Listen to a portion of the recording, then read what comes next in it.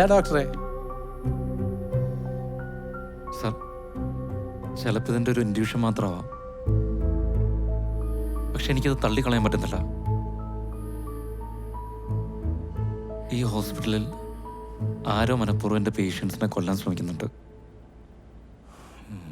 Sir മുൻകൈ എടുത്ത് ഒരു ഇൻവെസ്റ്റിഗേഷൻ നടത്തണം. സി ഡോക്ടർ, പേഷ്യൻസ് ഈ ഹോസ്പിറ്റലിലോട്ട് വരുന്നത് തന്നെ മരിക്കാതിരിക്കാനാണ്. അപ്പോൾ പിന്നെ ഇവിടെ വരുന്നവരെല്ലാം കൊല്ലപ്പെടുന്നു എന്ന് വാർത്ത പരന്ന ആരെങ്കിലും ഇങ്ങോട്ട് തിരിഞ്ഞു നോക്കൂ. ഞാൻ ഈ ഹോസ്പിറ്റൽ അടച്ചു പൂട്ടുന്നതായിരിക്കും നല്ലത്.